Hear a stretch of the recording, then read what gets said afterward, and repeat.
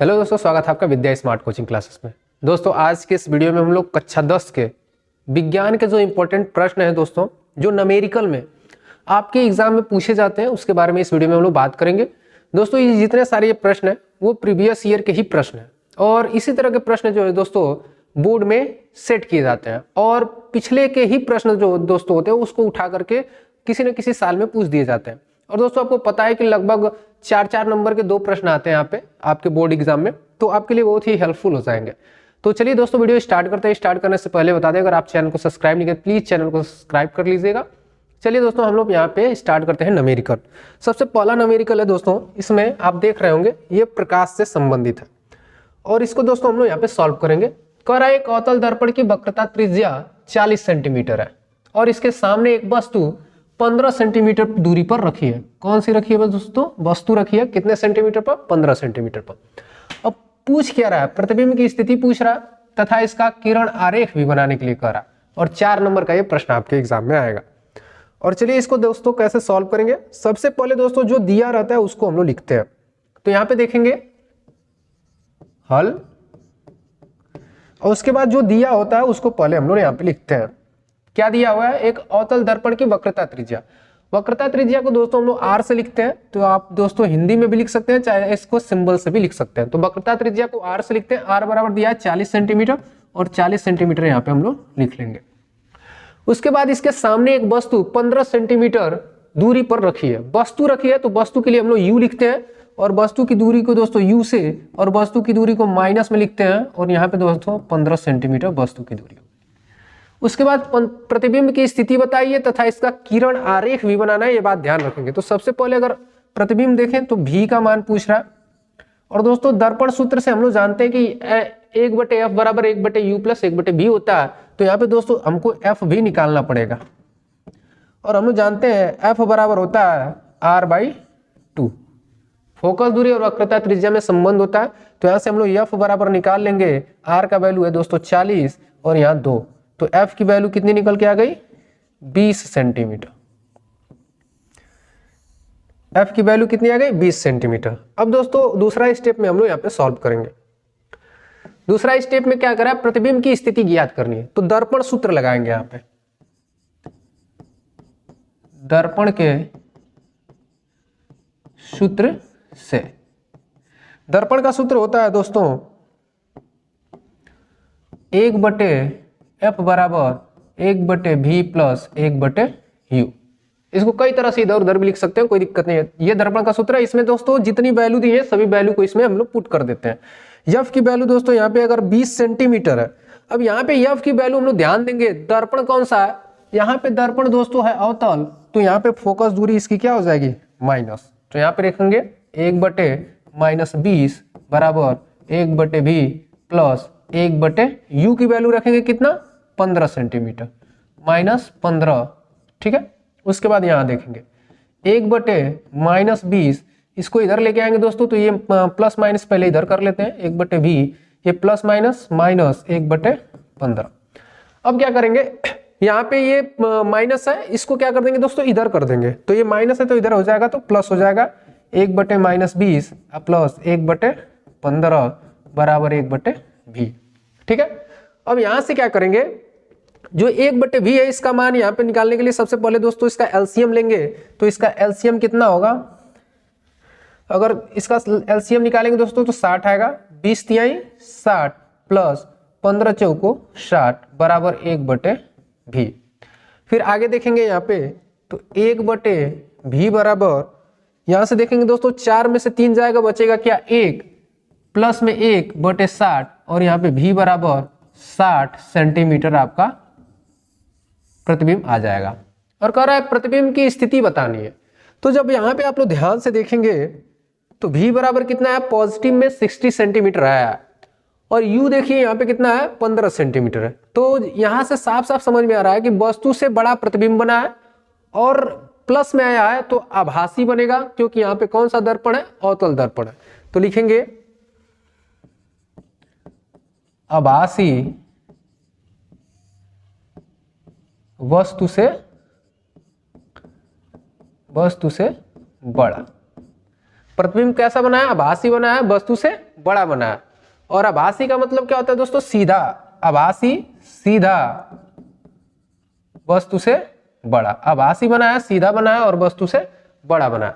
फिर कह रहा है दोस्तों इसका किरण आरेख भी बनाइए। तो किरण आरेख बनाने के लिए छोटे से में हम लोग किरण आरेख भी बना देंगे, तब जो है कि पूरा नंबर आपको यहाँ पे मिलने वाला है। तो सबसे पहले दोस्तों अवतल दर्पण हम लोग यहाँ पे बनाएंगे। ये हमारा अवतल दर्पण है। इसके मध्य बिंदु को ध्रुव कहते हैं और यहाँ से ये जो केंद्र होता है, जिसका केंद्र होता है, इसको वक्रता केंद्र कहते हैं और यहाँ पे इसके आधे दूरी पर फोकस दूरी होती है। उसके बाद देखिए दोस्तों इसकी फोकस दूरी कितनी है? 20 सेंटीमीटर है। तो यहाँ से यहाँ की जो वैल्यू होगी 20 सेंटीमीटर होगी। उसके बाद वस्तु को कहाँ रखना है? 15 सेंटीमीटर। जाहिर सी बात है यहाँ से जब यहाँ तक 20 सेंटीमीटर है तो वस्तु इसके कहीं ना कहीं यहाँ 15 सेंटीमीटर दूर पर होगी। तो चलिए यहाँ पे वस्तु को हम लोग रख देते हैं। मुख्य अक्ष के समांतर आने वाली प्रकाश की किरणें फोकस से होके जाएंगी, ठीक है। और एक और किरण यहाँ से गुजारना पड़ेगा। चलिए एक और किरण गुजार देते हैं वक्रता केंद्र से। तो यहाँ से वक्रता केंद्र से किरण जाएगी तो टकराने के बाद क्या हो जाएगी? इसी माध्यम पुनः वापस लौट आएगी। ये दोनों जो है दोस्तों इधर रास्ते में कहीं नहीं मिलेंगी, क्योंकि ये दोस्तों छठवीं स्थिति है और छठवीं स्थिति में डाट डाट करके हम लोग इधर मिला देते हैं और हमारा प्रतिबिंब दोस्तों यहाँ पे सीधा, आभासी और वस्तु से बड़ा और दर्पण के दूसरी साइड बनेगा। तो जब इस तरह का आप पूरा एकदम फिगर बना देंगे तब जो है कि आपको पूरा 4 नंबर यहाँ पे मिलने वाले। तो एक बार इसका स्क्रीनशॉट ले लेंगे, बाकी सब इसका पीडीएफ में दोस्तों लिंक में डाल दूंगा, आप वहां से जाकर के डाउनलोड कर सकते हैं। चलिए अब अगले प्रश्न पे चलते हैं और अगले प्रश्न को देखते हैं। अब ये दूसरा प्रश्न दोस्तों आपके बीच में रहा। ये कह रहा है 5 सेंटीमीटर लंबाई की कोई वस्तु है, 30 सेंटीमीटर वक्रता त्रिज्या के किसी दर्पण के सामने 20 सेंटीमीटर दूरी पर रखी गई है। प्रतिबिंब की स्थिति, प्रकृति तथा आकार ज्ञात करना है। और ये भी प्रश्न दोस्तों 4 नंबर का है। तो सबसे पहले दोस्तों हम लोग यहाँ पे हल लिखेंगे और जो पहले दिया रहता है सबसे पहले उसको लिखते हैं। तो कह रहा है दोस्तों यहाँ पे 5 सेंटीमीटर लंबाई की कोई वस्तु है। तो देखिए जब कभी भी लंबाई की बात की जाए, चाहे ऊंचाई की बात की जाए, तो वहां पे हम लोग वस्तु को ओ से लिखते हैं। और प्रतिबिंब की अगर ऊंचाई चाहिए, हाइट की बात की जाती है, चाहे लंबाई की बात की जाती है, तो वहां पे हम लोग आई का वैल्यू रखते हैं।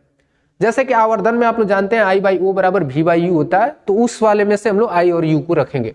तो यहाँ पे साफ साफ समझ में आ रहा है कि 5 सेंटीमीटर लंबाई की कोई वस्तु है, यानी ऑब्जेक्ट, हाइट ऑफ ऑब्जेक्ट को हम लोग O से लिखेंगे और O की वैल्यू कितना दिया है? 5 सेंटीमीटर दिया। उसके बाद कर रहा है 30 सेंटीमीटर वक्रता त्रिज्या। वक्रता त्रिज्या को हमने अभी बताया, वक्रता त्रिज्या को किससे लिखेंगे? R से लिखेंगे। तो R की वैल्यू कितनी हो जाएगी बोलिए? 30 सेंटीमीटर, ठीक है। तो यहाँ पे 30 सेंटीमीटर। उसके बाद करा आगे देखेंगे, त्रिज्या के किसी दर्पण के सामने 20 सेंटीमीटर दूरी पर रखी गई है। क्या रखी गई है? वस्तु रखी गई है। कितना? 20 सेंटीमीटर दूरी पे। तो U का वैल्यू हो जाएगा दोस्तों कितना? -20 सेंटीमीटर, ठीक है। यहां तक तो क्लियर है। बाकी सब अब प्रतिबिंब की स्थिति ज्ञात करना है, प्रकृति भी ज्ञात करनी है और आकार भी ज्ञात करना है। तो प्रतिबिंब का आकार कह दिया तो इसके लिए आई भी वैल्यू निकालना पड़ेगा। वो क्या निकालना है? आई। और दोस्तों दर्पण के सूत्र में जैसे हमने वहां से एफ निकाला था, यहां से भी हम लोग आर के वैल्यू से हम लोग निकाल देंगे। एफ बराबर क्या होता है? R/2। तो यहाँ पे एफ का वैल्यू कितना आ जाएगा? एफ का वैल्यू हो जाएगा 30/2, यानी एफ की वैल्यू कितना हो गई दोस्तों? 15 सेंटीमीटर। अब देखेंगे दर्पण कौन सा दिया है। तो दर्पण यहाँ पे दोस्तों अगर देखें तो कह रहा कोई वस्तु वक्रता त्रिज्या के किसी दर्पण के सामने रखिए, यानी यहाँ पे कोई भी दर्पण का नाम नहीं लिया है कि अवतल दर्पण है कि उत्तल दर्पण है। तो मैं दोस्तों यहाँ पे इसको उत्तल दर्पण समझ के इसको सॉल्व करेंगे हम लोग। तो यहाँ पे इसका प्लस में कर लेते हैं। एफ की वैल्यू कितनी आ गई? +15 सेंटीमीटर। अब यहाँ क्या करेंगे? यहाँ पे हम लोग सॉल्व करेंगे, दर्पण का सूत्र लगाएंगे और भी की वैल्यू यहाँ से निकालेंगे, ठीक है। तो दर्पण सूत्र से, दर्पण के सूत्र से निम्न का मान रखने पर, तो यहाँ पे हम लोग जानते हैं 1/f बराबर 1/v प्लस 1/u, ये दर्पण का सूत्र होता है। तो यहाँ पे f की वैल्यू रखेंगे तो 1/15 बराबर 1/v प्लस 1/u की वैल्यू कितना है दोस्तों? -20 सेंटीमीटर। ठीक है, अब इसको आगे स्टेप को लेके चलते हैं, यहाँ से लगा देते हैं। तो यहाँ पे जब माइनस है यहाँ प्लस है तो दोस्तों यहाँ पे क्या हो जाएगा, माइनस हो जाएगा। तो यहाँ पे करेंगे 1/15 बराबर 1/v माइनस 1/20।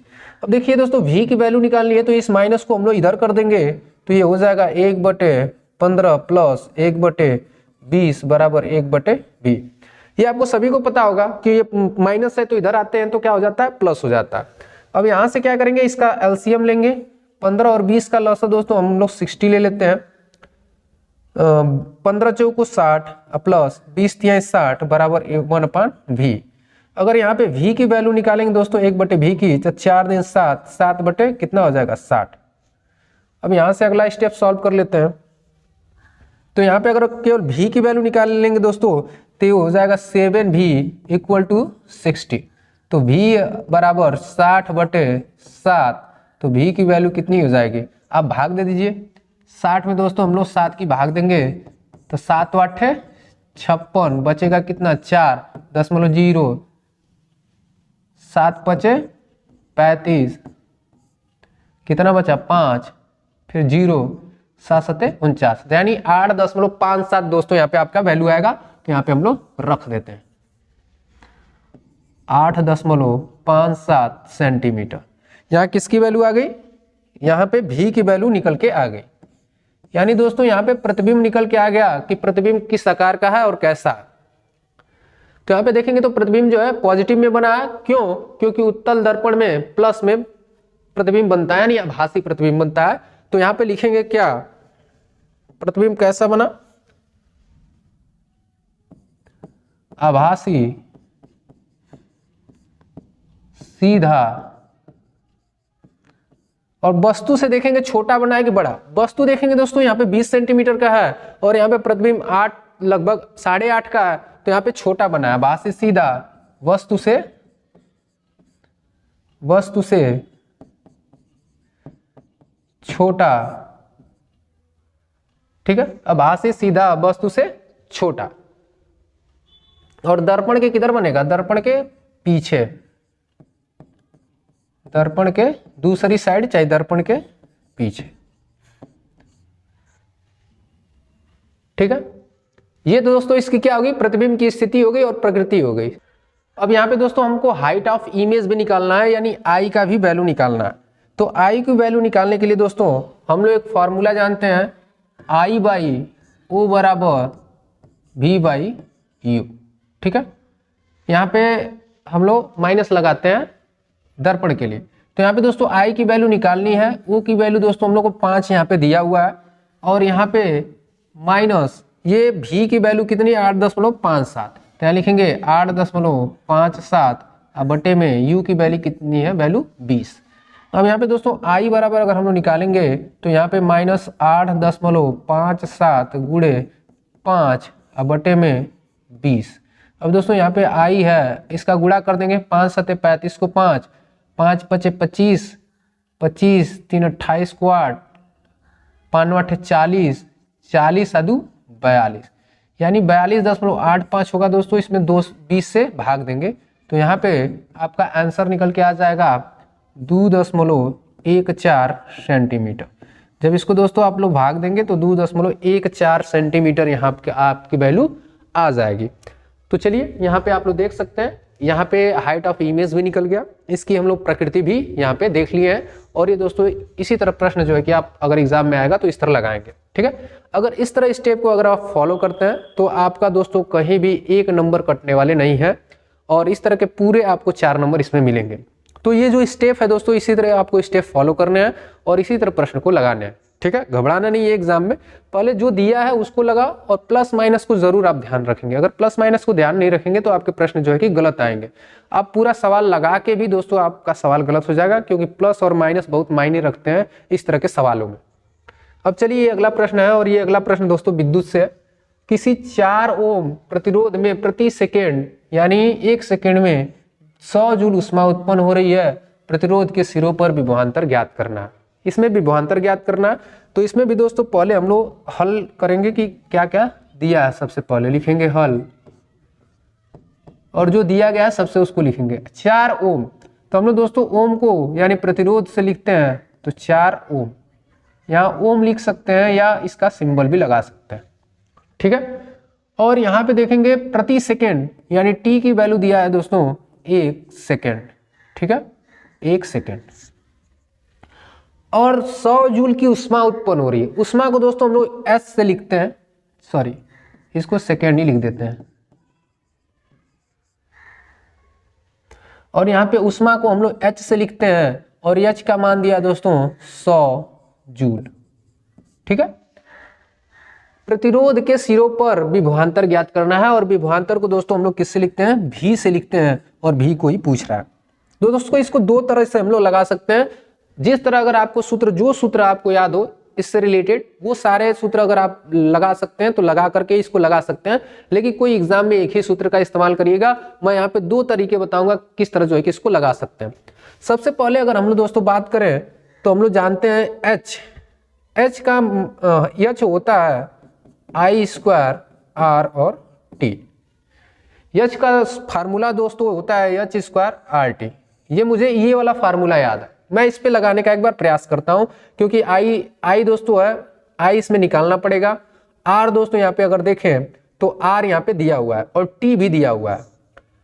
आर दिया है और टी दिया है और एच भी दिया है, तो यहाँ से हम लोग आई आसानी से निकाल सकते हैं। तो चलिए यहाँ से हम लोग आई को निकाल लेते हैं। सबसे पहले एच की वैल्यू दोस्तों यहाँ पे रखेंगे 100 जूल, तो यहाँ पे रख देते हैं 100 जूल बराबर आई स्क्वायर की वैल्यू हम लोग यहाँ से निकालेंगे। आर का वैल्यू कितना दिया है 4, तो यहाँ पे रख देंगे 4 और टी का वैल्यू दोस्तों कितना दिया है 1, ठीक है। ये सारे वैल्यू यहाँ पे हमने पुट कर दिए हैं। अब इसको दोस्तों आगे हम लोग सॉल्व करने वाले हैं। अब यहाँ पे अगर आगे आप सॉल्व करेंगे तो यहाँ पे लिखेंगे 100 आई का स्क्वायर, इसका 4 एकम 4। अगर देखें यहाँ पे ध्यान से तो यहाँ पे आई स्क्वायर बराबर आपका कितना आएगा 100/4। तो यहां से अगर देखेंगे दोस्तों तो आई स्क्वायर बराबर यहां से कटा देंगे तो कितनी बार में कट जाएगा 25 बार में, यानी आई स्क्वायर बराबर 25। अगर यहां आगे सॉल्व करते हैं तो आई बराबर देखेंगे तो यहाँ पे हो जाएगा कड़ी में 25 और आई बराबर करेंगे तो 5 गुणे 5 और यहाँ पे 2 का जोड़ा लग गया यानी 1 बाहर हो जाएगा, यानी आई बराबर 5 एम्पियर। आपका वैल्यू कितना निकल के आ गया आई का 5 एम्पियर। तो ये एक तरीका ये है आई निकालने का, यानी यहाँ पे आई निकल गया। अब इस आई के वैल्यू को दोस्तों हम लोग जानते हैं अगर विभवांतर निकालना है तो V बराबर आई इंटू आर, ये फार्मूला होता है। कौन सा फार्मूला होता है, V बराबर आई इंटू आर। अब इसमें देखेंगे दोस्तों तो V की वैल्यू आसानी से निकल जाएगी क्योंकि R की वैल्यू भी दिया है और I की वैल्यू हमने अभी निकाला है। तो चलिए यहां से इसको सॉल्व कर लेते हैं। यहां से इसको सॉल्व करेंगे तो V की वैल्यू कितनी दी है ये निकालनी है आपको, और I की वैल्यू अभी हमने 5 निकाला और R की वैल्यू कितनी है 4, तो यहाँ पे लिखेंगे तो V बराबर 5 चौके 20 वोल्ट। ये रहा दोस्तों आपका आंसर, कितना V बराबर यानी विभवांतर कितने का होगा इसमें 20 वोल्ट का होगा। तो ये तो दोस्तों थोड़ा सा बड़ा तरीका रहा, थोड़ा सा अगर हमको फार्मूला ये वाला याद था तो मैंने इस तरीके से लगाया। अगर दोस्तों आपको H में और R में T में और V में अगर रिलेशन पता हो तो उस फार्मूले पे भी इसको हम लोग लगा सकते हैं, अथवा करके देख देते हैं कि इस वाले नियम से भी इसको आप लगा सकते हैं अथवा। ये थोड़ा सा दोस्तों अगर आपको फार्मूला याद है तो आसानी से लग जाएगा क्योंकि हम लोग H बराबर जानते हैं V square R into T भी होता है। उष्मा का फार्मूला ये भी होता है H बराबर V square upon R into T. अब इसमें रखेंगे तो दोस्तों डायरेक्ट आपका V का वैल्यू यहाँ पे निकल के आ जाएगा। तो चलिए इसमें देख लेते हैं। H बराबर दिया है आपका 100 और V स्क्वायर अपान R की वैल्यू है 4 और T की वैल्यू है 1। यहाँ पे अगर दोस्तों निकालेंगे तो V स्क्वायर बराबर 400 हो जाएगा, यानी 100 इंटू 4 यानी V स्क्वायर बराबर आपका 400 हो जाएगा। अब यहाँ पे V बराबर देखेंगे दोस्तों तो कड़ी में 400 यानी V बराबर 20 इंटू 20 यानी V बराबर कितना 20 वोल्ट। यहाँ भी दोस्तों V का मान कितना आ गया 20 वोल्ट आ गया। अर्थात आप दोनों नियमों में से कोई एक नियम अगर आपको आता है, 2 फार्मूले अगर आपको याद है तो दोनों फार्मूले से कोई एक फार्मूला इस्तेमाल करके ऐसे सवाल को लगा सकते हैं। तो आप लोग को जो तरीका अच्छा लगे उससे लगा सकते हैं, ठीक है। आपको फार्मूले याद होने चाहिए। ये अगला प्रश्न है दोस्तों, और ये अगला प्रश्न भी विद्युत से ही रिलेटेड है, और इस तरह के ही प्रश्न दोस्तों आपके एग्जाम में आते हैं। मैं 100% बोलता हूं, अगर आप प्रीवियस ईयर के जितने सारे सेट्स हैं अगर वो कर लेते हैं और किताबों के जो उदाहरण है उसको अगर आप देख करके सॉल्व कर लेते हैं, न्यूमेरिकल में आपको कोई भी प्रॉब्लम आने वाली नहीं है। क्योंकि दोस्तों ये जितने सारे प्रश्न हैं वो सारे प्रश्न जो है कि प्रीवियस ईयर से उठाए गए हैं और ये किसी न किसी सेट में आए हुए थे। ठीक है, तो इस तरह आप रणनीति बना करके पढ़िए और इस तरह के प्रश्न जो है कि जरूर आपके एग्जाम में आएंगे। अब देखिए कर आए, नीचे दिए गए परिपथ चित्र में 10 ओम, उसके बाद 40 ओम और 30 ओम और 20 ओम और 60 ओम के 5 प्रतिरोध एक 12 वोल्ट की बैटरी से जुड़े हुए हैं। कितने वोल्ट की बैटरी से? 12 वोल्ट की बैटरी से। तो इसमें क्या ज्ञात करना है आपको? परिपथ में कुल प्रतिरोध ज्ञात करना है और परिपथ में संपूर्ण धारा ज्ञात करनी है। दो चीज आपको ज्ञात करनी है और यहाँ पे आप देख सकते हैं ये 10 ओम, 40 ओम, 30 ओम, 20 ओम और 60 ओम, और यहाँ 12 वोल्ट की बैटरी लगी हुई है। तो दोस्तों हम लोग जानते हैं कि प्रतिरोध का जो संयोजन होता है वो दो तरीके का होता है। एक दोस्तों हम लोग जोड़ते हैं जो प्रतिरोध वो श्रेणी क्रम में जोड़ते हैं और एक प्रतिरोध को हम लोग समांतर क्रम में जोड़ते हैं। तो यहाँ पे इन क्रमों को जोड़ने का नियम आपको पता होना चाहिए। तो अगर यहाँ हम लोग देखेंगे ये 10 ओम के जो प्रतिरोध हैं और ये 40 ओम के प्रतिरोध, अगर देखेंगे यहाँ पे तो इनका प्लस सिरा और इनका माइनस सिरा ये दोनों जो है कि एक ही सिरे से जुड़े हुए हैं, ये प्लस से ये माइनस से, समांतर क्रम में। अगर यहां भी देखा जाए तो 30 वाले, 20 वाले और 60 वाले ये भी समांतर क्रम में जुड़े हुए हैं। तो सबसे पहले हम लोग इसको और इसको समांतर क्रम में जोड़ लेते हैं। तो यहाँ पे अगर हम दोस्तों इसको अगर हम लोग R डैश माने 10 और 10 40 को, 10 और 40 को, तो हम लोग यहाँ पे क वाला सॉल्व करेंगे अभी। ठीक है, तुल्य प्रतिरोध ज्ञात करने के लिए हम लोग कहेंगे कि R डैश में पूरे परिपथ को हमने R डैश मान लीजिए, चाहे R1 मान लेता हूं मैं। ठीक है, चलो मैं पूरे को R1 मान लेता हूं। R1 सीरीज में 10 ओम और 40 ओम के प्रतिरोध, ओम के प्रतिरोध किस में जुड़े हुए हैं? समांतर क्रम में जुड़े हुए हैं। समांतर क्रम में जुड़े हैं। तब इसको अगर आप दोस्तों सॉल्व करेंगे तो 1/R1 इक्वल टू 1/10 प्लस 1/40, क्योंकि दोस्तों समांतर क्रम में जुड़े हैं तो हम लोग इसी तरह फार्मूले का इस्तेमाल करते हैं। तो अगर 1/R1 की वैल्यू यहाँ पे निकाले हम लोग तो यहाँ पे इसका लॉस दोस्तों कितना हो जाएगा? 40, 10 चौको 40 प्लस 40 से कम 40, यानी दोस्तों यहाँ 1/R1 बराबर 5/40। तो यहाँ पे अगर आप R बराबर निकालेंगे तो R बराबर हो जाएगा 40/5, क्योंकि दोस्तों आपको पता होना चाहिए कैसे निकलता है। अगर इसको दोस्तों हम लोग क्या करेंगे, इसको इधर करेंगे तो इसको जो है इधर करेंगे, ये 40 को इधर कर देंगे तो 5 बटे क्या हो जाएगा? 40 बटे कितना हो जाएगा आपका? 5 हो जाएगा इधर उधर पक्षांतर करने पर। अगर दोस्तों यहाँ पे R की वैल्यू निकालेंगे तो R की वैल्यू 5 बटे 40, यहाँ पे 8 ओम निकल के आ गई। समझ में आया यहाँ तक? यहाँ तक वैल्यू कितनी आ गई? यानी इन दोनों को हमने सॉल्व किया तो हमारा कितना निकल के आ गया? यहां 8 ओम का वैल्यू निकल के आ गई। ठीक है,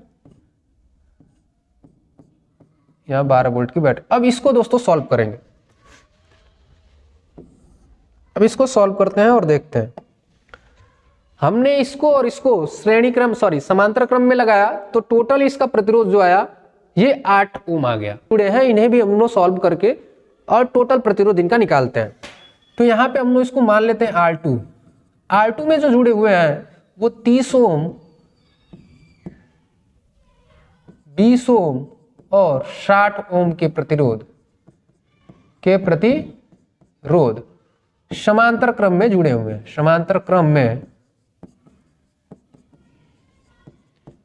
जुड़े हैं तो इनको सॉल्व करेंगे। ठीक है, चलिए सॉल्व कर लेते हैं। तो ये 1/R2 बराबर हो जाएगा 1/30 प्लस 1/20 प्लस 1/60, क्योंकि दोस्तों हम लोग जानते हैं कि अगर कोई भी पैरेलल में जुड़े होते हैं एक से अधिक तो हम लोग क्या करते हैं 1/R R1 1/R1 plus 1/R2 plus 1/R3 इस तरह का फार्मूला लगा के सॉल्व करते हैं। इसी प्रकार मैंने भी इसको सबको बटे में करके सॉल्व करना है, ठीक है। तो यहाँ पे 1/R2 की वैल्यू कितनी हो जाएगी, यहाँ लॉसल ले लीजिए 60, 30 दूना के 60 प्लस 20 तिहाई 60 प्लस 60 एकम 60, ठीक है। अब यहाँ देखेंगे 3 2 5 1 6, तो यहाँ पे दोस्तों हम लोग 1/R2 बराबर देखेंगे तो यहाँ पे 6/60, और दोस्तों यहाँ पे केवल अगर R2 की वैल्यू निकालें तो 60 बटे कितना हो जाएगा 6, यानी R2 की वैल्यू कितनी 10 ओम निकल के आ जाएगी। अब यहाँ पे दोस्तों हमने सॉल्व किया तो कितना R2 की वैल्यू कितनी आ गई 10 ओम। तो यहाँ पे अगर आप देखेंगे तो यहाँ पे अगर एक हम लोग प्रतिरोध लगाएं तो यहाँ किसका कितना वैल्यू आ गया 10 ओम आ गया। अगर आप यहाँ से ध्यान से देखेंगे तो 8 ओम और 10 ओम के प्रतिरोध किस में जुड़े हुए हैं, श्रेणी क्रम में जुड़े हुए हैं। तो यहाँ पे देखेंगे तो यहाँ पे तुल्य प्रतिरोध जो निकालेंगे तो ये R बराबर ये श्रेणी क्रम में जुड़े हुए हैं, यानी 8 ओम प्लस 10 ओम लिख देंगे क्योंकि जगह थोड़ी सी कम है तो मैं लिख नहीं रहा हूं। तो यहाँ पे R बराबर टोटल कितना आ जाएगा 18 ओम आ जाएगा, कितना 18 ओम, ठीक है दोस्तों। कितना आ गया 18 ओम। टोटल वैल्यू अगर बात किया जाए, पहले का आंसर हमारा निकल के आ गया टोटल R बराबर कितना 18 ओम, ठीक है। अब दोस्तों यहाँ पे हम लोग को I की वैल्यू निकालनी है कि I बराबर कितना होगा, क्योंकि इसमें धारा भी निकालनी है। तो हम लोग धारा बराबर जानते हैं V बराबर होता है I इंटू R। तो यहाँ पे V की वैल्यू कितना दिया है दोस्तों 12, तो हम लोग यहाँ से निकालेंगे V बराबर I इंटू R। तो V की वैल्यू है 12, I की वैल्यू दोस्तों निकालना है, R की वैल्यू कितनी आ गई 18। तो यहाँ पे I की वैल्यू अगर निकालेंगे तो ये 12 बटे कितना 18, तो यहाँ से I की वैल्यू कितनी हो जाएगी, I की वैल्यू इसको कटा लो, 2 6 के 12, 2 9 18, फिर यहाँ कटाएंगे 3 दूना के 6, 3 तिली के 9, तो यहाँ 2 बटे दोस्तों 3 कितना आ गया 2 बटे 3। अब इस 2 बटे 3 को और छोटा कर लेते हैं, 3 से भाग देंगे, पॉइंट लगाएंगे, 0 निकालेंगे, 3 छक 18 बचेगा 2, फिर दोस्तों 0 3 छक 18, यानी I की वैल्यू 0.66 एम्पियर आ जाएगी। कितनी आ जाएगी 0.66 एम्पियर, ठीक है। तो दोस्तों इस तरह जो है कि इस प्रश्न को हम लोग सॉल्व करेंगे, तो आप जो है कि एक बार देख लीजिए कितना इसकी वैल्यू आ जाएगी 0.66, ठीक है। तो ये वैल्यू दोस्तों इतना ही आएगा I की वैल्यू, और R की टोटल जो वैल्यू आएगी वो आएगी आपकी 18। तो यहाँ पे आप देख सकते हैं, आप 12 में 18 की भी भाग देकर देख सकते हैं, 0.666 आपका आंसर यहाँ पे आ चुका है, ठीक है। तो इसको स्क्रीनशॉट भी ले लेंगे, और इसका जो है कि मैं PDF और प्रश्न जो है कि जिस तरह लगा है सबका जो है कि PDF में प्रोवाइड करा दूंगा, आप जो कि डाउनलोड कर सकते हैं। और ये दोस्तों मेरे कोचिंग के नाम से नोट्स दोस्तों तैयार किया गया। अगर ये नोट्स से लेकर के आप पढ़ना चाहते हैं तो आप मुझे दोस्तों कमेंट कर सकते हैं कि नोट्स चाहिए, मैं नोट्स आपको प्रोवाइड करा दूंगा। और ये 10वीं के जो नोट्स हैं दोस्तों बहुत ही अच्छे से तैयार किए गए हैं। तो आप अगर आप एग्जाम के नज़दीक हैं तो अगर एक बार देख करके तैयारी करना चाहते हैं तो इस नोट को आप परचेस कर सकते हैं। परचेस करने के लिए आपको दोस्तों मेरे व्हाट्सएप पे हेलो लिख करके भेजना होगा, और अगर ये नोट्स चाहिए तो आप लिख करके भेजिए कि नोट्स चाहिए, तो मैं ये नोट्स आपको PDF में भी प्रोवाइड करा सकता हूँ। अगर आपको दोस्तों हार्ड कॉपी चाहिए तो वो भी दोस्तों आपको प्रोवाइड हो जाएगा। तो दोस्तों अगर हमारे कोचिंग से आप जुड़ना भी चाहते हैं तो दोस्तों ये मेरे कोचिंग का पता है, Vidya smart coaching classes, Malkinathpur, Barhi, Ghazipur district, ठीक है। तो अगर दोस्तों आप जुड़ना चाहते हैं तो इसका दोस्तों नया बैच स्टार्ट हो चुका है 16 तारीख से, और 16 तारीख से दोस्तों 9वीं और 10वीं और 12वीं 11वीं की दोस्तों बैच स्टार्ट हो चुकी है। अगर दोस्तों आप ज्वाइन करना चाहते हैं तो दिए गए नंबर पे दोस्तों आप क्या करिए, कॉल करिए और हमसे जुड़िए। चलिए दोस्तों अब चलते हैं हम लोग अगले प्रश्न पे। अगला प्रश्न है 5वां, अपवर्तन के क्या नियम है। देखिए इसमें 2 प्रश्न दिए गए हैं, कह रहा है कि अपवर्तन के क्या नियम है, और इसमें एक प्रश्न भी दिया गया है। तो सबसे पहले इस अपवर्तन के नियम को आपको पता होना चाहिए। एक होता है दोस्तों परावर्तन का नियम और एक होता है अपवर्तन का नियम। तो अपवर्तन के नियम में क्या होता है दोस्तों, वो आपको यहाँ पे लिखना पड़ेगा, उसके बाद 2 नंबर मिलेगा आपको, और बाकी ये सवाल लगाने पे आपके 2 नंबर मिलेंगे। तो सबसे पहले हम लोग यहाँ पे अपवर्तन के नियम लिखते हैं। अपवर्तन के नियम। अगर अपवर्तन के नियम देखेंगे दोस्तों तो अपवर्तन के दो नियम होते हैं। अपवर्तन के दो नियम होते हैं, दो नियम है, ठीक है। अब वो अपवर्तन के कौन कौन से नियम है दोस्तों, इसमें हम लोग दो नियमों को यहाँ पे सॉल्व करेंगे, ठीक है। तो सबसे पहले एक छोटा सा फिगर बना देते हैं, इस फिगर से हम लोग समझ लेंगे, उसके बाद जो है कि इस नियम को लिखेंगे, ठीक है। तो देखिए दोस्तों, ये अपवर्तन की घटना कब होती है, जब दो माध्यम होते हैं और जब प्रकाश एक माध्यम से दूसरे माध्यम में जाता है तो अपने माध्यम से विचलित होता है, और वही घटना क्या कहलाती है, अपवर्तन की घटना कहलाती है। और इसके लिए दो नियम कार्य करते हैं। सबसे पहले अगर हम लोग बात करें दोस्तों, तो ये एक पृथक्करण तल होता है। ये पृथक्करण तल होता है जब कोई भी प्रकाश की किरणें तिरछी इस पे पड़ती हैं, ठीक है। जब तिरछी पड़ती है दोस्तों, तो अगर मान लीजिए ये आपका हवा, ठीक है, एक माध्यम हवा और एक माध्यम इधर पानी, तो होता क्या है, जब ये आपतित किरण होती हैं, कौन सी, आपतित किरण,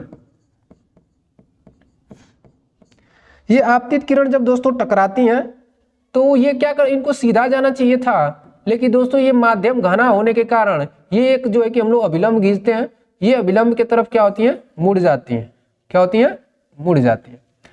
तो इसमें हम लोग कहते हैं दोस्तों आपतित किरण, और ये जो अपवर्तित होती है इसे हम लोग अपवर्तित किरण कहते हैं, अपवर्तित किरण।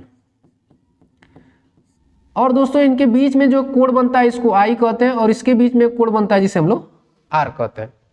तो दोस्तों यहाँ पे पहला नियम हम लोग देखें तो कहते हैं आपतित किरण और अपवर्तित किरण और आपतन बिंदु, यहां जो एक बिंदु होता है इसे हम लोग कहते हैं आपतन बिंदु, आपतन बिंदु, ठीक है। तो देखिए दोस्तों, आपतित किरण, अपवर्तित किरण और आपतन बिंदु पर खींचा गया अभिलंब तीनों एक ही तल पे होते हैं, ये जो है कि पहला नियम होता है। और इस इमेज को अगर आप याद कर लेते हैं तो इस परिभाषा को भी आप आसानी से लिख सकते हैं, इस नियम को भी आप आसानी से लिख सकते हैं। तो चलिए इस नियम को लिख देते हैं। आपतित किरण, आपतित किरण और अपवर्तित किरण, अपवर्तित किरण और आपतन बिंदु पर डाला गया अभिलंब, और आपतन बिंदु पर डाला गया अभिलंब तीनों एक ही तल पर होते हैं, तीनों एक ही तल पर होंगे, चाहे होते हैं, ठीक है। ये पहला नियम होता है। फिर दूसरा नियम जो होता है दोस्तों, आपतित किरण की ज्या, ठीक है, और अपवर्तित किरण की ज्या, दोनों का अनुपात जो होता है नियत होता है। तो यहां पे लिखते हैं आपतित किरण की ज्या एवं अपवर्तित किरण की ज्या, आपतित अपवर्तित अपवर्तित किरण की ज्या, किरण की ज्या का अनुपात नियत होता है, नियत होता है। अगर नियत की बात करें दोस्तों तो कह रहा है इसकी ज्या जो होती है, आपतित किरण की ज्या को आई से लिखते हैं और इसके किरण को ज्या को हम लोग आर से लिखते हैं। तो यहाँ पे हो जाएगा नियतांक को हम लोग यन से लिखते हैं, और ये sine I by sine R, क्या हो जाएगा, साइन आर, साइन आर। और ये दोस्तों इसे हम लोग स्नेल का नियम भी कहते हैं, क्योंकि इसको स्नेल ने दिया था तो इसलिए इसको हम लोग स्नेल का नियम भी कहते हैं, स्नेल का नियम भी कहते हैं, ठीक है। तो ये दोस्तों यहाँ पे अभी 2 नंबर का आपका काम हुआ है, क्योंकि इसमें पूछ रहा था अपवर्तन की परिभाषा आपको देना है कि अपवर्तन के नियम बताना है। तो यहाँ पे हमने अपवर्तन का नियम लिखा, एक फिगर बनाएंगे, आपतित किरण और अपवर्तित किरण बनाएंगे, और इसमें हम लोग देखेंगे तो तीनों एक ही तल पे होते हैं। फिर इसकी ज्या और इसकी ज्या का अनुपात जो होता है कि नियत होता है, और इसी को हम लोग स्नेल का नियम भी कहते हैं। तो अभी दोस्तों इतने दूर में अभी आपका 2 नंबर का काम हुआ है। बाकी इधर जो एक सवाल दिया, इस सवाल को अगर आप लगाएंगे तब जो है कि 2 नंबर मिलेंगे, और बाकी आपके टोटल 4 नंबर इसमें मिल जाएंगे। तो चलिए इस सवाल में क्या कहता है, इस सवाल को देखते हैं। कह रहा है कि 3 सेंटीमीटर की वस्तु उत्तल लेंस के मुख्य अक्ष के लंबवत रखिए। लेंस की फोकस दूरी 30 सेंटीमीटर और लेंस से वस्तु की दूरी 10 सेंटीमीटर है। प्रतिबिंब की स्थिति, आकार, प्रकृति ज्ञात कीजिए।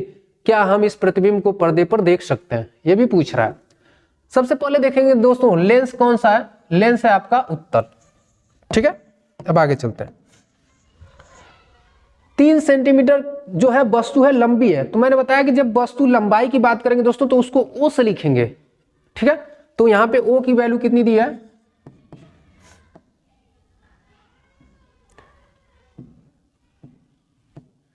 यहां पे ओ की वैल्यू दे दी है कितनी, 3 सेंटीमीटर। ठीक है, उसके बाद मुख्य अक्ष के लंबवत लेंस की फोकस दूरी 30 सेंटीमीटर। फोकस दूरी एफ बराबर कितनी, 30 सेंटीमीटर। लेंस कौन सा है, उत्तल है, तो फोकस दूरी भी इसकी दोस्तों प्लस होगी। लेंस से वस्तु की दूरी 10 सेंटीमीटर है, यानी यू का मान दोस्तों कितना है, -10 सेंटीमीटर। तो प्रतिबिंब की स्थिति यानी भी और प्रतिबिंब का आकार यानी आई आपको ज्ञात करना है। ठीक है, तो यहां पे सबसे पहले दोस्तों हम लोग लेंस के सूत्र से इसको लगाते हैं। तो लेंस का सूत्र हम लोग जानते हैं क्या होता है। लेंस के सूत्र से, लेंस के सूत्र से जितनी सारी वैल्यू दी गई है इसको पुट करते हैं। तो 1/f बराबर 1/v माइनस 1/u। तो f की वैल्यू कितना दिया है दोस्तों, 30 दिया है, और v की वैल्यू निकालनी है, u की वैल्यू कितना दिया है, -10। तो -10 है और ये माइनस है, तो दोनों प्लस हो जाएगा। माइनस माइनस क्या हो जाएगा, प्लस हो जाएगा। अब देखते हैं दोस्तों यहाँ पे v की वैल्यू निकालते हैं, किसकी, v की। तो 1/v बराबर 1/30, और इस प्लस को दोस्तों इधर कर देते हैं, तो यहाँ -1/10 हो जाएगा। तो यहाँ से 1/v की वैल्यू यहाँ पे 30 लॉस हो जाएगा, 30 से कम 30 -10, 10 या 30, यानी 1/v इक्वल टू अगर देखेंगे तो -2 कितना, 30। यहाँ v की वैल्यू कितनी आ जाएगी, 30/2, और माइनस लगा हुआ है, यानी v बराबर -15 सेंटीमीटर। यहाँ पे देखेंगे दोस्तों लेंस कौन सा है, लेंस आपका कौन सा है, यहाँ उत्तल लेंस है। और अगर यहाँ पे v की बात करें तो v का जो प्रतिबिंब बन रहा है, अगर देखेंगे, अगर किरण आरेख बनाएंगे तो ये 6वीं स्थिति है। क्यों, क्योंकि अगर देखेंगे दोस्तों तो u का मान कितना है, 10, और f यानी फोकस दूरी की वैल्यू कितना है, 30। यानी कभी भी वस्तु रखी जा रही है तो f और o के बीच में रखी जाएगी। जब हम लोग उत्तल लेंस में दोस्तों f और o के बीच में रखते हैं तो उसका प्रतिबिंब दोस्तों इधर बनता है, सीधा बनता है। ठीक है, और डॉट डॉट में बनता है। ठीक है, तो अगर यहां पे देखें तो इसका प्रतिबिंब कैसे बनेगा, तो लिख आभासी, आभासी, सीधा, और वस्तु से देखेंगे यहाँ वस्तु 10 सेंटीमीटर के 15 सेंटीमीटर, आभासी सीधा, वस्तु से बड़ा, और लेंस के अंदर बनेगा। क्या होगा, लेंस के अंदर। लेंस के जब अंदर बनेगा दोस्तों तो क्या बताइए, इसे आप पर्दे पर प्राप्त कर सकते हैं। पूछ रहा है क्या हम इस प्रतिबिंब को पर्दे पर प्राप्त कर सकते हैं या देख सकते हैं, तो नहीं, लेंस के अंदर बनता है तो पर्दे पर प्राप्त नहीं किया जा सकता, पर्दे पर प्राप्त नहीं कर सकते।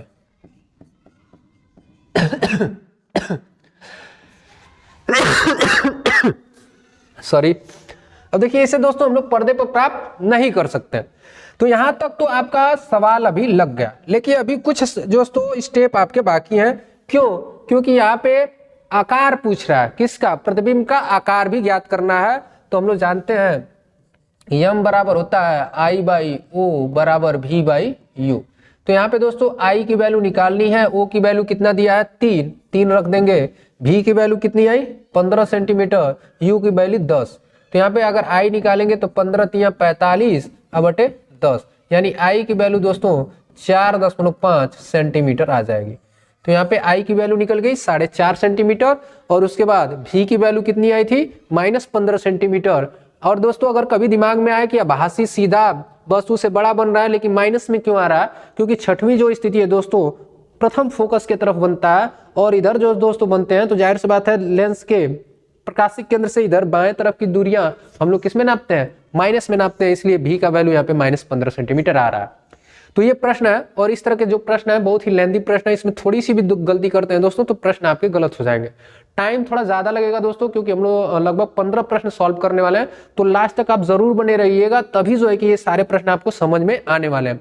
अगर कोई भी त्रुटि होती है, चाहे कोई भी अगर प्रश्न आपको समझ में नहीं आता है तो प्लीज कमेंट में आप एक बार पूछिए, उस प्रश्न को बताया जाएगा। ठीक है, अब आगे चलते हैं और अगले प्रश्न को सॉल्व करते हैं। बाकी अगर ये नहीं समझ में आते हैं प्रश्न तो एक बार फिर से दोस्तों पीछे करके वीडियो को फिर से देख लीजिए, ये सारे प्रश्न आपको समझ में आ जाएंगे। बहुत ही अच्छे प्रश्न है। ठीक है, अब ये देखते हैं, जैसा ये वाला प्रश्न था दोस्तों, ये भी प्रश्न वैसे ही है, और इसमें भी लगभग ओम का नियम पूछ रहा है, और किसी तार के प्रतिरोध पे प्रभावित करने वाले किन्हीं दो कारकों का भी उल्लेख करना है। और देखिए यहाँ पे स्टेप दिया है 1 + 1 + 2, और इसके बाद एक सवाल भी दिया है। तो इसमें दोस्तों सबसे पहले ओम का नियम लिखना पड़ेगा, और किसी तार के प्रतिरोध को प्रभावित करने वाले दो कारक भी आपको लिखने पड़ेंगे, और ये सवाल लगाने पड़ेंगे। यानी एक ही प्रश्न में दोस्तों 3-3 प्रश्न दिया हुआ है, और बहुत ही सुंदर प्रश्न है, तो इसको लास्ट तक आप लोग जरूर देखिएगा। तो सबसे पहले दोस्तों इसमें हम लोग क्या करेंगे, इसमें हम लोग ओम के नियम को लिखेंगे।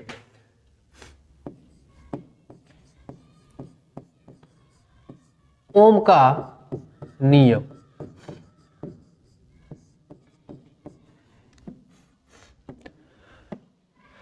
ओम का नियम क्या कहता है दोस्तों, तो देखिए ओम का नियम कहता है दोस्तों अगर कोई भी चालक है या परिपथ है, अगर उसके अंदर विद्युत धारा प्रवाहित हो रही है तो उसकी अवस्था को बदलना नहीं है, यानी अवस्था यानी ताप को, उसकी भौतिक अवस्था ताप को अगर परिवर्तित न किया जाए तो उसमें जो बहने वाली धारा है उसके सिरों पे जो विभवांतर लगाते हैं उसके क्या होता है, अनुक्रमानुपाती होता है, और यही ओम का नियम कहलाता है। तो चलिए इसको लिख देते हैं। यदि किसी चालक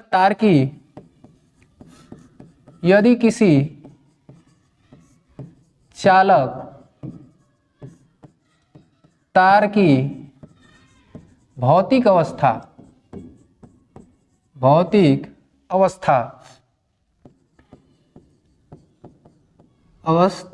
विशेषतः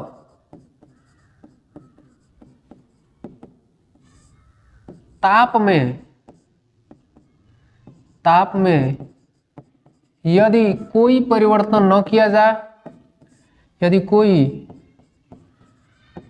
परिवर्तन न किया जाए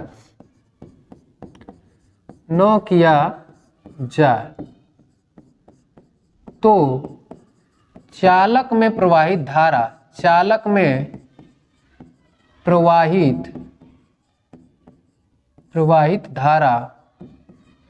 उसके सिरों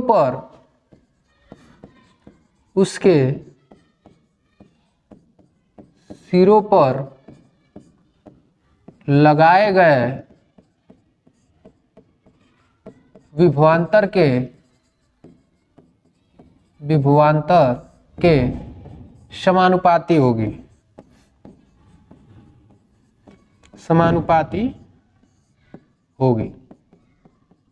ठीक है, ये दोस्तों आपका परिभाषा रहा ओम के नियम का। ठीक है, और यहां पे अगर हम लोग दोस्तों इसको अगर आगे बढ़ाए तो अगर मानते हैं अगर उसमें धारा अगर चालक में बहने वाली धारा बराबर I हो और उस पे लगाया गया विभवांतर अगर V हो, तो ओम के नियम के अनुसार V is directly proportional to I, और इसके लिए एक जो है कि हम लोग नियतांक लगा देते हैं V बराबर R × I। अगर दोस्तों यहाँ पे हम लोग निकालते हैं तो यहाँ पे R का वैल्यू हो जाता है V/I, और इसी को हम लोग क्या कहते हैं, ओम का नियम कहते हैं, जहां से R बराबर V/I प्राप्त होता है। और दोस्तों दूसरा स्टेप यहाँ पे कह रहा है आपको क्या करना है, किसी तार के प्रतिरोध को प्रभावित करने वाले किन्हीं दो कारकों को लिखिए। तो हम लोग जानते हैं दोस्तों कि कोई भी प्रतिरोध होता है लगभग इन बातों पे निर्भर करता है। हम लोग जानते हैं R बराबर एक फार्मूला रो L बाई ए, ठीक है। तो यहाँ पे प्रतिरोध जो होता है पदार्थ की प्रकृति पे और लंबाई पे और एरिया पे निर्भर करता है। तो यहाँ पे हम लोग प्रभावित करने वाले किन्हीं दो कारक को ही लिखना है, तो यहाँ पे लिख देते हैं लंबाई पर निर्भर करता है, लंबाई पर, और दूसरा एरिया पर यानी क्षेत्रफल पर, तार के क्षेत्रफल पे, ठीक है। बस इतना लिख देंगे क्योंकि ज्यादा पूछा नहीं है, क्योंकि एक नंबर में प्रश्न है तो बस इस दो लाइनों को लिख देंगे, आपको नंबर मिल जाएगा। और देखिए यहाँ पे अगर प्रतिरोधकता को अगर यहाँ पे दर्शाया जाए R से, प्रतिरोध को R से, तो कहेंगे कोई भी प्रतिरोध अगर चालक तार की लंबाई बढ़ाएंगे तो प्रतिरोध बढ़ेगा, अगर एरिया बढ़ाएंगे तो प्रतिरोध घटेगा, ठीक है। अगर एरिया कम करेंगे तो प्रतिरोध क्या होगा, बढ़ेगा। इस तरह का रिलेशन आप जो है कि बना सकते हैं, बता सकते हैं। तो यहाँ पे और थोड़े अच्छे नंबर मिल जाएंगे, बाकी इतना से आपका काम चल जाएगा क्योंकि एक एक नंबर का प्रश्न है तो ज्यादा लिखने की जरूरत नहीं है। अब देखते हैं सवाल को सॉल्व करते हैं। अब दोस्तों देखते हैं सवाल में आपसे क्या पूछ रहा है और सवाल को एक बार पढ़ते हैं। कह रहा है 400 वाट का बल्ब 200 वोल्ट के विद्युत स्रोत से जुड़ा है, बल्ब केवल 5 मिनट उपयोग में लाया जाता है, बल्ब में प्रवाहित धारा, इसमें उत्पन्न ऊष्मा की मात्रा क्या होगी। और इसमें सबसे पहले जो दिया है दोस्तों उसको हम लोग यहाँ पे लिखेंगे। P की वैल्यू कितनी दी है, P बराबर दोस्तों 400 वाट, कितना 400 वाट। और बल्ब जो है दोस्तों इसका विभवांतर कितना है 200 वोल्ट, तो V बराबर 200 वोल्ट। उसके बाद इसमें हम लोग को 5 मिनट तक विद्युत धारा जा रही है, T बराबर 5 मिनट यानी 5 मिनट, ठीक है। और सेकेंड में इसको निकाल देंगे तो 5 गुणे 60 यानी T की वैल्यू दोस्तों 300 सेकेंड, कितनी आ गई 300 सेकेंड। अब आगे दोस्तों हम लोग इसमें क्या करेंगे, जो दिया है अब 5 मिनट उपयोग में लाया जाता है बल्ब में प्रवाहित धारा तथा इसमें उत्पन्न ऊष्मा। तो यहाँ पे दोस्तों I की वैल्यू पूछ रहा है और H की वैल्यू यहाँ पे पूछ रहा है, ठीक है। तो यहाँ पे हम लोग दोस्तों अगर P और V से I निकाल लेते हैं तो P बराबर होता है V इंटू I। तो P की वैल्यू कितनी है 400 और V गुणे I की वैल्यू यहाँ पे निकालना है, और V की वैल्यू कितना दिया है 200, यहाँ लिख लो 200 इंटू I। अगर I की वैल्यू निकालेंगे दोस्तों तो 400 बटे 200 यानी 2, I की वैल्यू कितनी आ गई 2, I बराबर 2 एम्पियर आपका आ गया, ठीक है। I का वैल्यू निकल के आ गया। अब यहाँ से दोस्तों हम लोग फार्मूला जानते हैं कि H बराबर होता है I स्क्वायर R और T। तो यहाँ पे दोस्तों I निकालने के लिए I तो निकल गया हमारा, R निकालना पड़ेगा क्योंकि दोस्तों R यहाँ वैल्यू दिया नहीं है। तो हम लोग जानते हैं V बराबर होता है I इंटू R। तो यहाँ से V की वैल्यू कितनी है 200, यहाँ हमने रख दिया 200, I की वैल्यू कितनी है 2 और R की वैल्यू निकल जाएगी। तो R बराबर दोस्तों 200 बटे 2 यानी R की वैल्यू कितनी 100 ओम, कितना आ गया 100 ओम। R की वैल्यू कितनी आ गई दोस्तों 100 ओम, यहाँ पे लिख देते हैं R की वैल्यू बराबर 100 ओम, ठीक है। अब देखिए दोस्तों यहाँ पे R निकल गया, I निकल गया और T भी आ गया। तो यहाँ पे हम लोग ऊष्मा का मान आसानी से निकाल सकते हैं। तो यहाँ पे H बराबर कितना हो जाएगा I स्क्वायर R। अब इसमें दोस्तों अगर यहाँ पे हम लोग सभी वैल्यू रख के अगर पुट करेंगे तो यहाँ दोस्तों 1,20,000 आएगा, कितना 1,20,000। और ये दोस्तों अगर जूल में आंसर दिया है तो इतना हम लोग करके छोड़ देंगे, लेकिन हम लोग दोस्तों जानते हैं अगर किलो जूल में इसको निकालेंगे तो इसमें 1000 का भाग दे देते हैं। तो H बराबर अगर देंगे तो कितना आ जाएगा 120 किलो जूल, क्या हो जाएगा 120 किलो जूल। तो दोनों आंसर अगर आपके एग्जाम में दोनों लिख देते हैं तो आपको आंसर यहां तक सही हो जाएगा, ठीक है। तो जैसा कि दोस्तों आपने इस प्रश्न को देखा, ओम का नियम भी लिखना था, ओम का नियम यहां हमने लिखा और उसकी जो शर्तें थी यानी उसको प्रभावित करने वाले कारक हमने यहाँ लिखे, यानी दूसरा स्टेप यहाँ था। और तीसरा स्टेप हमारा सॉल्व करना था दोस्तों, यहाँ पे सवाल को लगाना था। तो हमने यहाँ पे सवाल को सॉल्व कर दिया और आपके आंसर भी यहाँ पे निकल गए। तो इस तरह का दोस्तों प्रश्न अगर लेंदी आते हैं, बहुत कठिन आते हैं, तो बहुत ही धैर्य से जो है कि इस प्रश्न को सॉल्व करेंगे, घबराने की कोई जरूरत नहीं है। एक बार जो है कि इसका स्क्रीनशॉट ले सकते हैं और इसको फिर से देख सकते हैं। अगर समझ में नहीं आया तो फिर से दोबारा देख करके इसको समझ सकते हैं, ठीक है। अब आगे चलते हैं। ये 7वां प्रश्न है। कह रहा है 2 ओम 3 ओम तथा 4 ओम के प्रतिरोधों को 24 वोल्ट की समांतर क्रम में जोड़ा जाता है। इस संयोजन को 24 वोल्ट की बैटरी से जोड़ा जाता है। बैटरी से संयोजन में प्रवाहित धारा की गणना कीजिए। बहुत ही आसान प्रश्न है दोस्तों, इसको आसानी से सॉल्व कर सकते हैं। चलिए इसको देखते हैं कैसे सॉल्व करना है।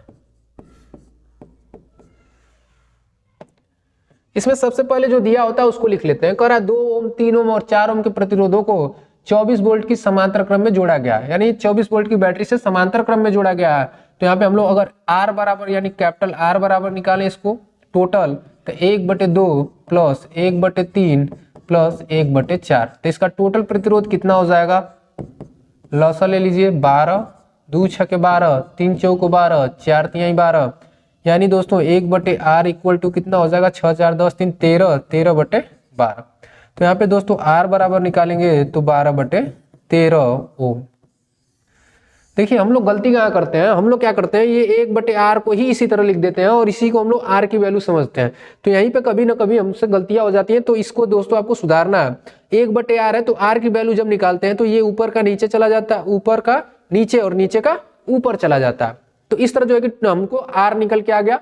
और कह रहा है 24 वोल्ट की बैटरी है, यानी V का मान दिया है, यहाँ पे V का भी मान कितना दिया है?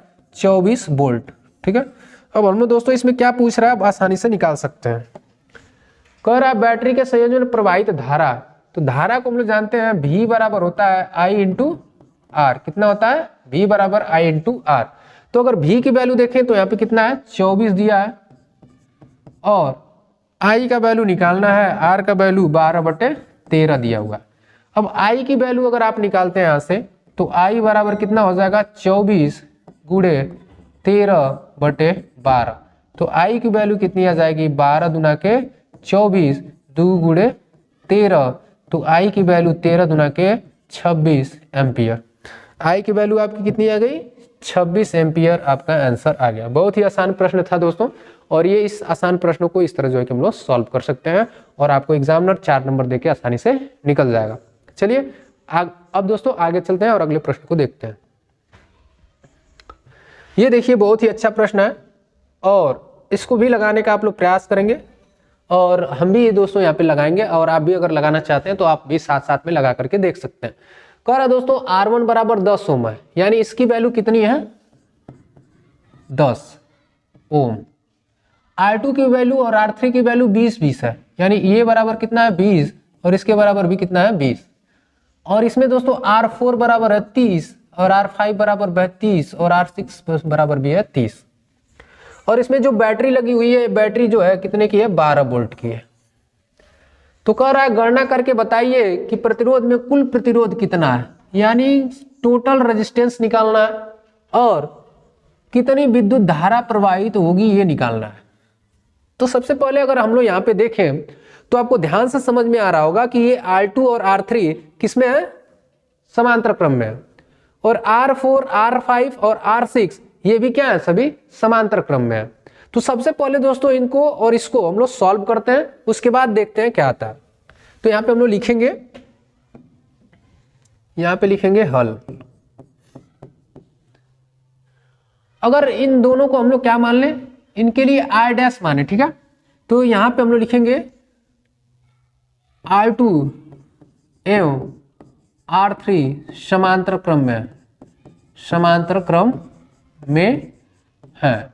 तो इनका तुल्य प्रतिरोध अगर हम लोग R डैश माने, क्या माने? R डैश, तो ये हो जाएगा 1/R3 plus 1/R2 plus 1/R3। तो 1/R डैश अगर हमने उसको माना है तो 1/R2 की वैल्यू कितनी है?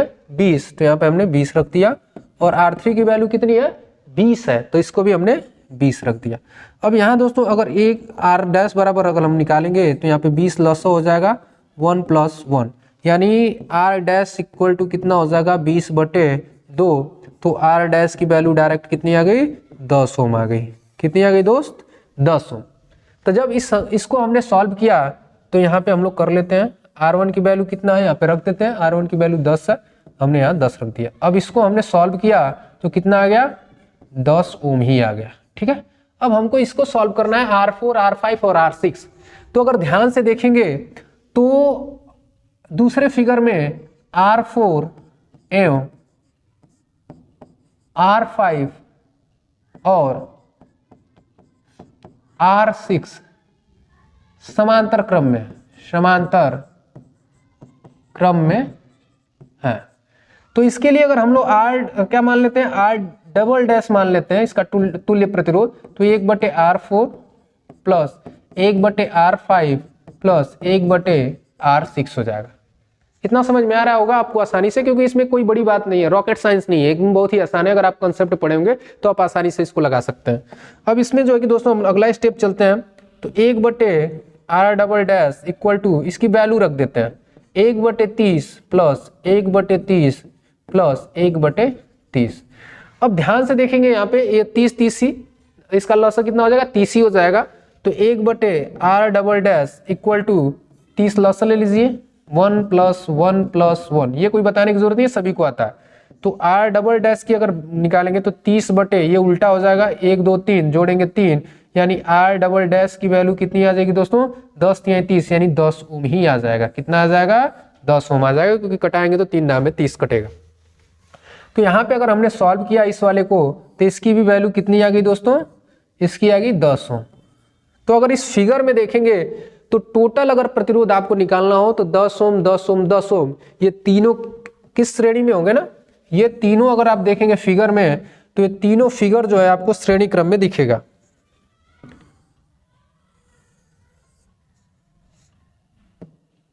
ये तीनों फिगर आपको किस में दिख रहा है, श्रेणी क्रम में। थोड़ा सा जगह कम पड़ रहा है, थोड़ा सा छोटा कर लेते हैं। तो अब दोस्तों यहाँ पे अगर हम लोग सॉल्व करें अगले स्टेप में, तो कहेंगे R1 एवं R डैश और R डबल डैश श्रेणी क्रम में, किसमें है, श्रेणी क्रम में। तो इनका जो तुल्य प्रतिरोध होगा, अगर हम तुल्य प्रतिरोध को अगर R माने तो R बराबर R1 plus R dash plus R double dash. तो अगर R बराबर निकालें दोस्तों, तो R1 बराबर 10, इसके बराबर भी 10 और इसके बराबर भी 10, क्योंकि सभी की वैल्यू कितनी आई हुई है, 10 आई हुई है। अगर मैं यहाँ पे लिख देता हूँ इसको R1, इसको R डैश और इसको R डबल डैश, ठीक है। तो अब सबको जोड़ दीजिए दोस्तों, तो टोटल प्रतिरोध जो है R बराबर 10 30 ओम, 10 को 3 बार जोड़ेंगे तो 30 ओम, यानी टोटल अगर प्रतिरोध की बात किया जाए तो टोटल प्रतिरोध इसमें कितना होगा, 30 ओम का होगा। लेकिन दोस्तों अभी धारा ज्ञात करना है, यानी I की भी वैल्यू क्या करनी है, आपको ज्ञात करनी है, ठीक है। I की वैल्यू ज्ञात करनी है, तो हम लोग जानते हैं यहाँ पे V की वैल्यू दिया हुआ है, V बराबर कितना है, 12 वोल्ट। तो हम लोग दोस्तों आसानी से निकाल सकते हैं धारा बराबर, यानी V बराबर I × R। तो V की वैल्यू हमको पता है 12 है, और I की वैल्यू निकालनी है, इस R की वैल्यू जो दिया है 30 दिया हुआ है। तो हम लोग यहाँ से निकाल लेते हैं, इसको मिटा देते हैं। तो यहाँ पे I बराबर हो जाएगा 12/30। तो I की वैल्यू अगर देखेंगे 6 दूना के 12, 6 × 30, ठीक है। तो I की वैल्यू दोस्तों कितनी आ गई, 0.4 एम्पियर, क्योंकि आप भाग देंगे 2 में 5 का, तो 10 मतलब बढ़ाएंगे 0, 5 चौको 20, यानी 0.4 एम्पियर आपका यहाँ पे संपूर्ण धारा निकल के आ जाएगी। कितनी, 0.4 एम्पियर। तो ये प्रश्न जो है दोस्तों इस तरह का लगेगा, और इस तरह से रिलेटेड अगर प्रश्न आपके किताब में है, कहीं भी है, तो इसको लगाने का प्रयास करिए। और ये प्रश्न दोस्तों प्रीवियस ईयर के आए हुए प्रश्न है और बहुत ही इंपॉर्टेंट प्रश्न है।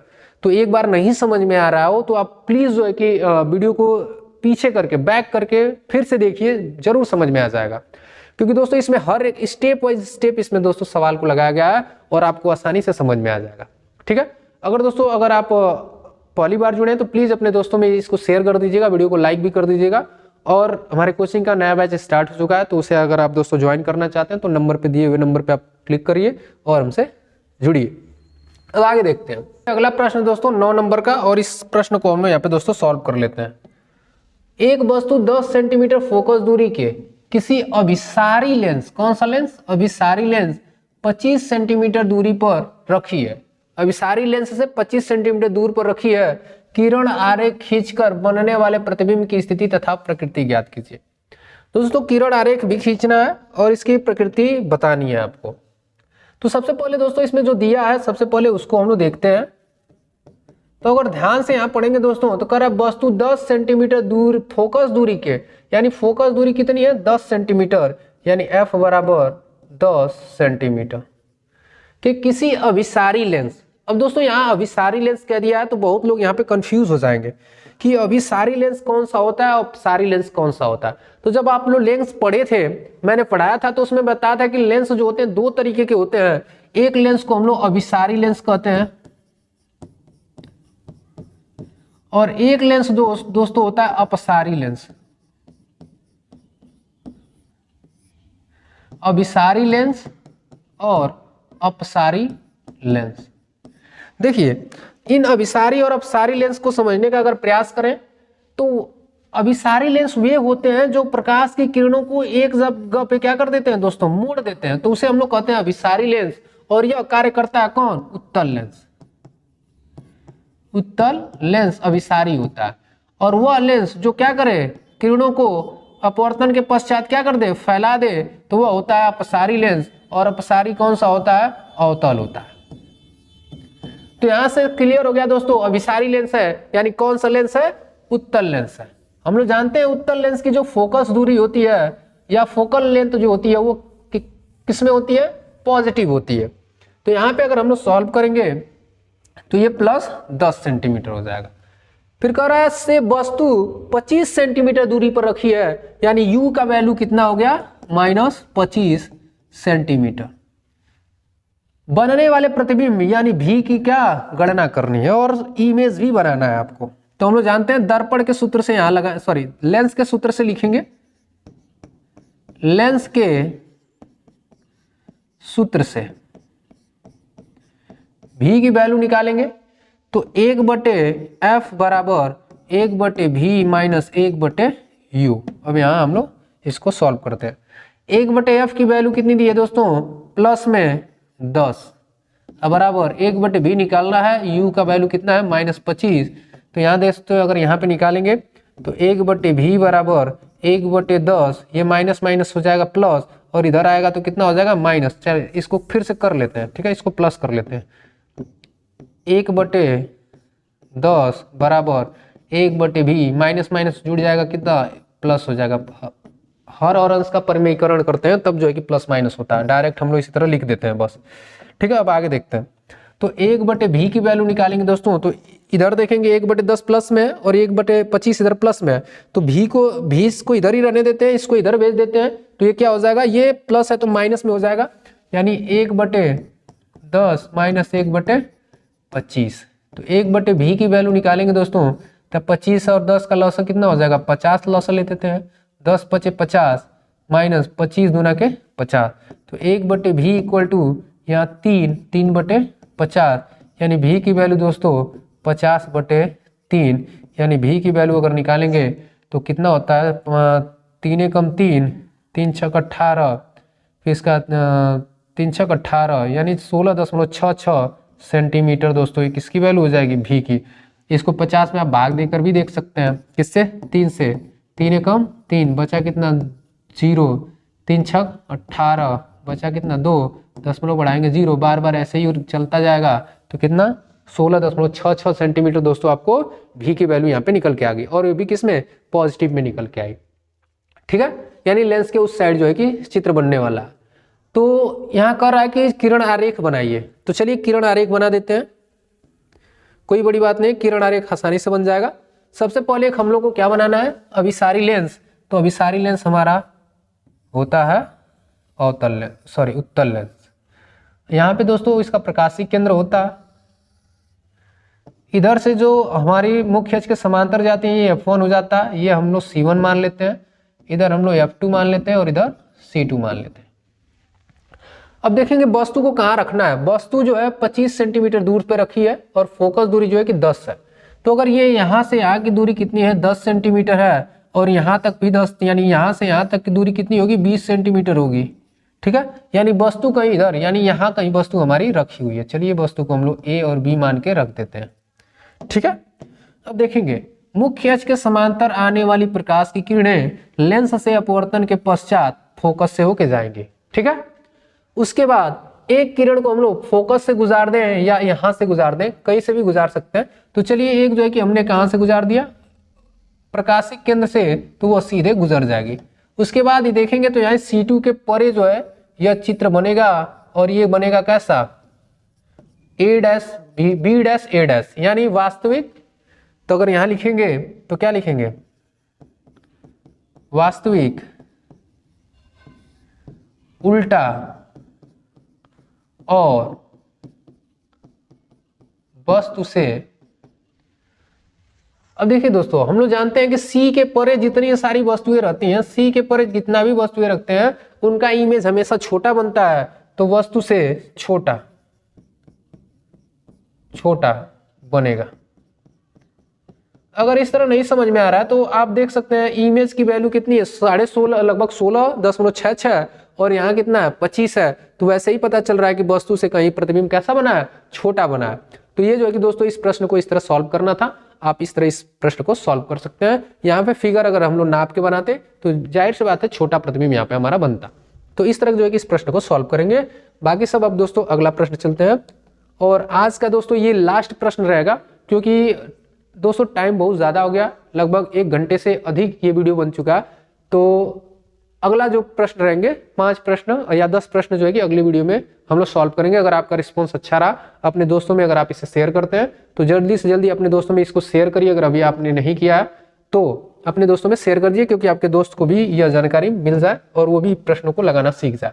चलिए आज का लास्ट प्रश्न है, एक तार के सिरों पर 1.5 वोल्ट विभवांतर लगाने पर 0.5 एम्पियर की विद्युत धारा, यहाँ पे विद्युत धारा क्या है, विद्युत धारा प्रवाहित होती है। यदि तार की लंबाई 3 मीटर हो, तार की लंबाई कितनी हो, 3 मीटर हो, तो अनुप्रस्थ काट की एरिया जो है 6 × 10⁻⁶ मीटर स्क्वायर है। तो इसके प्रतिरोधकता की गणना कीजिए।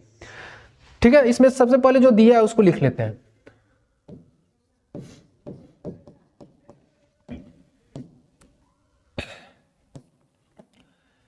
तार के सिरों पर 1.5 वोल्ट का विभवांतर, यानी V की वैल्यू कितनी है दोस्तों, 1.5 वोल्ट। कितनी है, 1.5 वोल्ट। इस पे विभवांतर लगाने पर 0.5 एम्पियर की विद्युत धारा प्रवाहित होती है, यानी I बराबर 0.5 एम्पियर। तार की लंबाई यानी L की वैल्यू कितना दिया है दोस्तों, L की वैल्यू दिया है 3 मीटर। ठीक है, अनुप्रस्थ काट का क्षेत्रफल, यानी अनुप्रस्थ काट का क्षेत्रफल को A से लिखते हैं, इसकी वैल्यू दिया है 6 × 10⁻⁶ मीटर स्क्वायर। ठीक है, तो इसके प्रतिरोधकता की गणना कीजिए, यानी रो बराबर आपको दोस्तों यहाँ पे पूछ रहा है।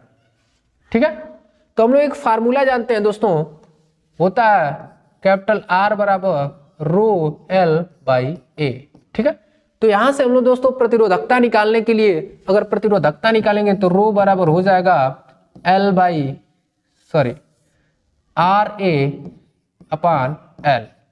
ठीक है, तो इसके लिए दोस्तों हम लोग को R ज्ञात करना पड़ेगा। तो हम लोग यहां से जानते हैं कि V = होता है I × R। तो यहाँ पे हम V की वैल्यू दिया है 1.5 और I की वैल्यू दिया है 0.5 और R की वैल्यू यहाँ से हम लोग निकाल लेंगे। तो R बराबर 1.5 बटे 0.5, यानी R का वैल्यू यहाँ से हम लोग दोस्तों निकालेंगे तो 5 × 15 यानी दशमलव से दशमलव खत्म, कितना 3 ओम। R की वैल्यू कितना निकल के आ गई दोस्तों, 3 ओम। L दिया है, A भी दिया है, तो हम लोग प्रतिरोधकता आसानी से निकाल लेंगे। तो यहाँ पे वैल्यू रखने पर रो बराबर R का वैल्यू 3 और L की वैल्यू नीचे भी कितना दिया है 3, और हम लोग देखेंगे A की वैल्यू कितना आया हुआ है 6 × 10⁻⁶। ठीक है, तो यहाँ पे देखेंगे अगर L भी 3 है R भी 3 है तो यहाँ 3 से 3 खत्म हो जाएगा। रो की वैल्यू कितनी आ जाएगी दोस्तों, 6 × 10⁻⁶। ठीक है, ओम मीटर, इसका यूनिट होता है ओम मीटर। ठीक है, इसकी वैल्यू क्या होती है, ओम मीटर। ठीक है, तो ये दोस्तों आप सवाल देख लेंगे और ये आज का लास्ट सवाल रहा। और दोस्तों ये सारे प्रश्न अगर आपको पसंद आए हो तो प्लीज़ जो है कि अपने दोस्तों में ज़रूर इसको, अगर शेयर नहीं किए तो प्लीज़ दोस्तों शेयर कर दीजिएगा, क्योंकि बहुत मेहनत से ये वीडियो बनता है। तो आपको भी दोस्तों इसका कहीं ना कहीं फ़ायदा ज़रूर मिलेगा। और दोस्तों अगर आप हमारे गाज़ीपुर डिस्ट्रिक्ट से बिलोंग करते हैं, अगर आपको कोचिंग करना है तो हमारे विद्या स्मार्ट कोचिंग क्लासेस से आप जुड़िए। और दोस्तों इसमें आपको सारी सुविधाएं मिलती है पढ़ने के लिए, टेस्ट सीरीज वगैरह सारी सुविधाएं, ठीक है। उसके बाद दोस्तों अगर आपको एडमिशन लेना है तो एडमिशन दोस्तों जल्दी ही स्टार्ट हो चुके हैं, 16 तारीख से एडमिशन स्टार्ट हो चुके हैं। तो आप दोस्तों इस नंबर पर संपर्क कर सकते हैं और हमारे कोचिंग से जुड़ सकते हैं। आशा करते हैं कि दोस्तों ये न्यूमेरिकल आपको बहुत ही अच्छे लगे होंगे। अगर पसंद आए होंगे तो प्लीज़ वीडियो को लाइक कर दीजिएगा, अपने दोस्तों में शेयर कर दीजिएगा। मिलते हैं अगले वीडियो में नए वीडियो के साथ, तब तक के लिए बाय बाय।